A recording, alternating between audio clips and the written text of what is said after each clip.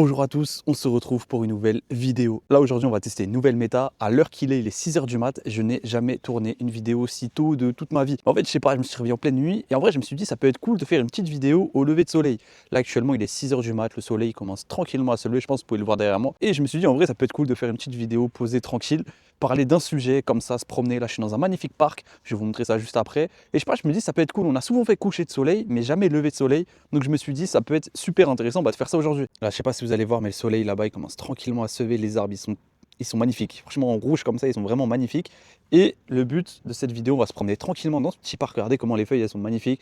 Là-bas c'est orange et le but c'est de se retrouver tout là-haut et on aura une vue magnifique sur tout ce qu'il y a là-bas. C'est final de cette vidéo. En vrai la luminosité elle va pas être bien tout le temps. Faut que je me tourne face au soleil. Mais en vrai quand je vais me promener par là, ah non ça va encore. Mais de toute façon on s'en fout. Le but c'est de se promener, d'aller tout là-haut et parler du sujet de la vidéo que je vais. De toute façon, vous avez vu le titre, je sais même pas pourquoi je mets du suspense, du coup, c'est parti. Souvent, on me pose la question, c'est quand la meilleure période pour aller au Japon? Et en vrai de vrai, c'est une question pertinente parce que, bon, en France, ça va, on est privilégié, on a 5 semaines de vacances. Quand on travaille, les chômeurs, ils peuvent y aller quand ils veulent. Mais au Japon, ils ont pas vraiment, c'est beaucoup moins. Mais ça, c'est un autre sujet, c'est un autre débat. Mais au Japon, dites-vous, ils ont 2 semaines. À tout casser, nous on a 5 semaines, ça va, on est bien. Mais souvent les gens ils se posent la question, c'est quand la meilleure période pour aller au Japon? Est-ce que c'est mieux d'y aller l'hiver? Est-ce que c'est mieux d'y aller l'été, au printemps, en automne, par rapport aux touristes, là où il n'y a pas beaucoup de monde, là où il fait beau, parce que j'ai pas envie d'y aller et il pleut. Donc le but de cette vidéo, je vais vraiment prendre période par période. On va vraiment prendre des périodes par tranche de 2-3 mois. Le but, c'est je vais parler de mon expérience, de moi ce que j'ai vu. Je n'ai pas pris des avis au hasard sur des blogs bizarres qui datent de 2013. Et non, non, c'est vraiment sur moi ce que j'ai vécu, sur des témoignages que j'ai pu avoir, sur ce que les Japonais me disent. On va vraiment partir sur la région de Tokyo et Osaka. Parce que forcément, vous vous doutez bien, au nord, la température, elle est très différente. Si vous allez à Sapporo, sur l'île d'Hokkaido, tout au nord du Japon, forcément, la météo elle va être différente des îles qui sont tout en bas. Donc on va vraiment prendre le milieu, Tokyo, Osaka. Globalement, c'est la même météo. C'est globalement les mêmes conditions, à 2-3 exceptions près. Et si c'est vraiment pertinent, on parlera de ce qui se passe au nord ou au sud, si vraiment vous avez envie de découvrir. Mais globalement, on va partir de Tokyo. Et je pense que ça fera une idée globale de l'ambiance du pays niveau météo. C'est comme en France, si je vous parle de la météo de Marseille, ça va pas être la même de celle de Paris. Donc, on va essayer de dresser sur la région middle du Japon. Comme ça, on est d'accord là-dessus. Dites-vous que dans tous les cas, il n'y a pas de bonne ou de mauvaise période pour aller au Japon. Vous pouvez vraiment y aller toute l'année. Et après, ça va être vraiment en fonction de vos objectifs. Est-ce que vous voulez plus du soleil? Est-ce que vous voulez plus genre des météos un petit peu automnales comme il y a actuellement? Est-ce que vous voulez vraiment y aller l'hiver pour faire du ski au Japon par exemple? Est-ce que vous voulez voir de la neige? Est-ce que vous voulez voir les sakuras, les cerisiers en fleurs? Est-ce que vous voulez plus y aller l'été parce que vous aimez bien quand il fait chaud aller à la plage? Globalement, il y a de tout au Japon et ça va être vraiment en fonction de vos objectifs, de ce que vous voulez voir, de ce que vous avez envie. Donc le but, c'est vraiment de voir tout, de balayer vraiment toute l'année dans cette vidéo. Et comme ça, au moins, vous allez avoir la meilleure image possible du Japon, niveau météo, quelle période y aller, quand prendre vos vacances, etc. Du coup, on va commencer tranquillement par le début de l'année. On va commencer tranquillement par la période de janvier et février. Globalement, c'est des mois qui se ressemblent beaucoup, c'est la fin de l'hiver. Il faut savoir qu'il fait très froid. Il pleut pas beaucoup, franchement, il n'y a pas beaucoup de pluie, donc il y a de la neige, mais pas tant que ça. Par exemple, cette année, en vrai, il n'a pas neigé beaucoup. Il a neigé, mais c'était pas non plus des tempêtes de neige. Par contre, si vous voulez vraiment de la neige, là, pour le coup, allez en février à Sapporo, dans le nord du Japon. L'île qui est tout au nord, il y a vraiment beaucoup de neige. C'est l'endroit pour ça. C'est très proche de la Sibérie, donc forcément, il fait très froid. Il y a même le festival des neiges, parce que vraiment, il y a énormément de neige. Mais si vous voulez rester sur la région de Osaka, Tokyo, dites-vous, il n'y aura pas beaucoup de neige. Très peu. Par contre, ce qui est point négatif, le froid, il vous met des gifles. Le froid, il est sec. Ça veut dire que vraiment, le vent, il est vraiment sec.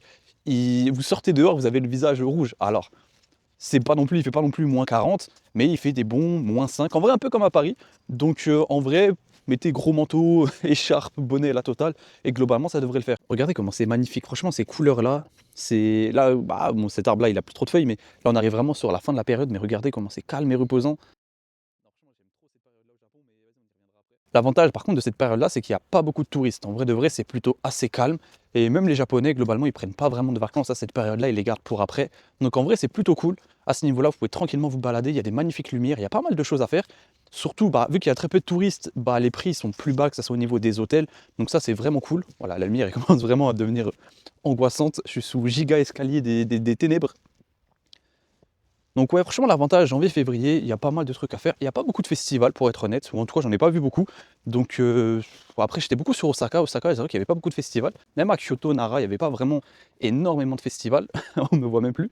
Mais globalement, dites-vous, si vous voulez voyager tranquille, chill, juste visiter les temples, les villes sans trop de touristes, payer pas trop cher, janvier-février, c'est la meilleure période pour ça. Globalement, c'est Il y a tous les avantages des visites, sans trop de touristes. Si vous voulez visiter tranquille, janvier, février, meilleure période.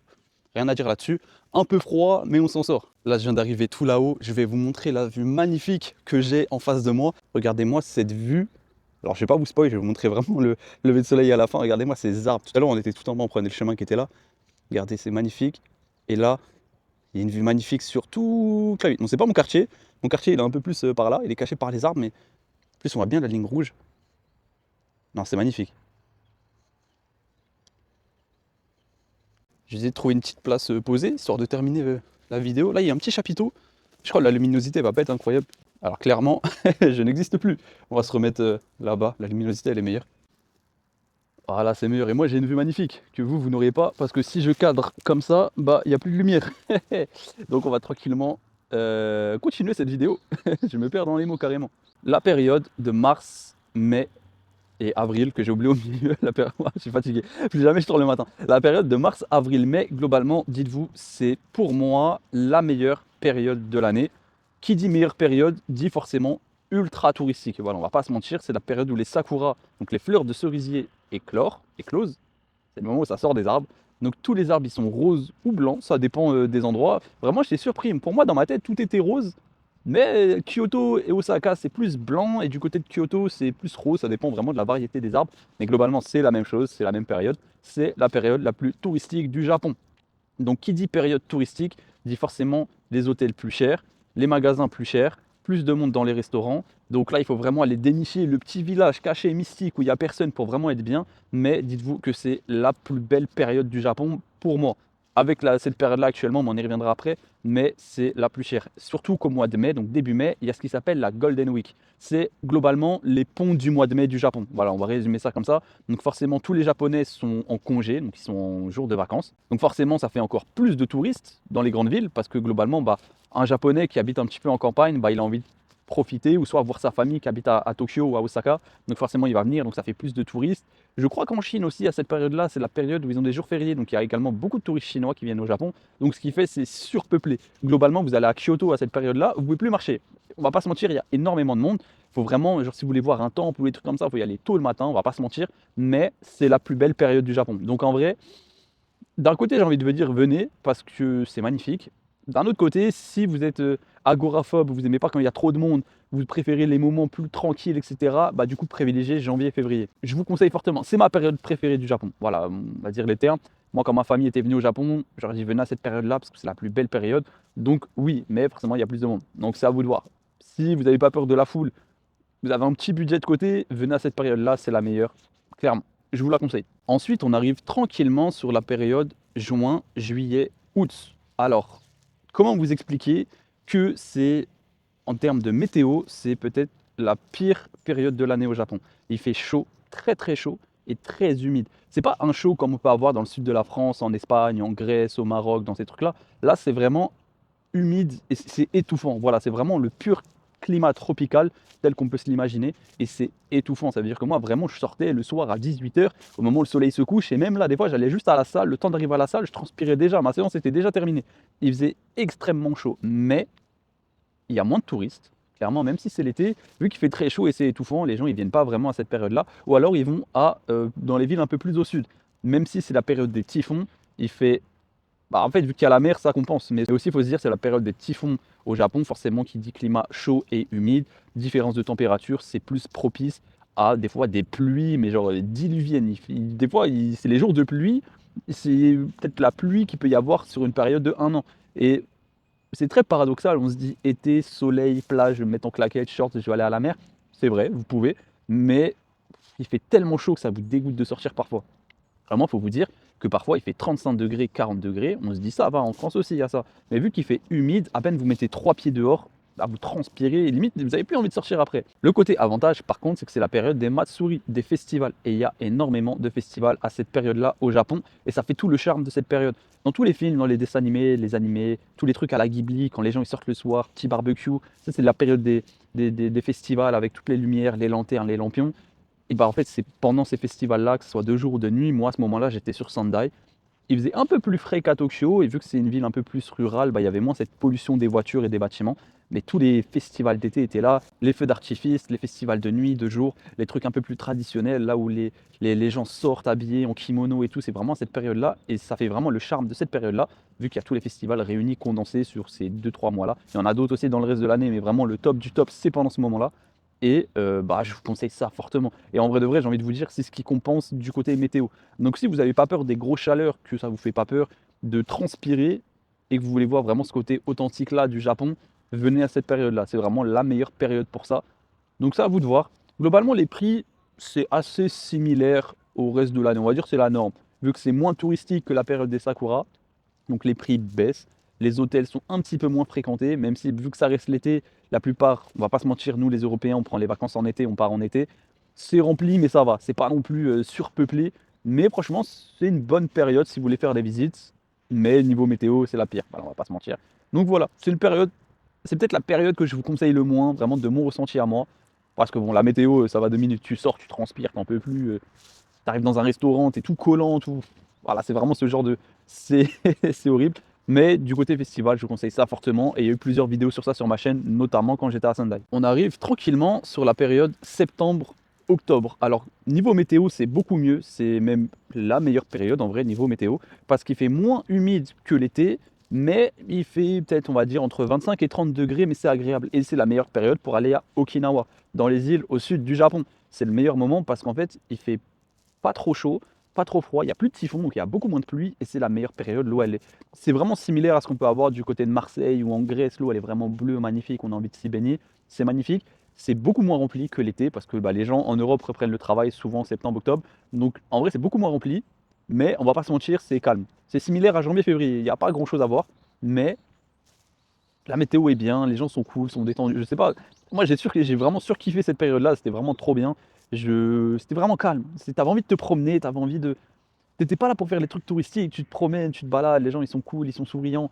Je sais pas, j'aime beaucoup cette période-là de l'année, mais il n'y a pas grand-chose à faire. C'est la période des festivals sont terminés et on n'est pas encore à la période des feuilles oranges, etc. Donc c'est un peu un mix entre les deux. C'est cool, tranquille.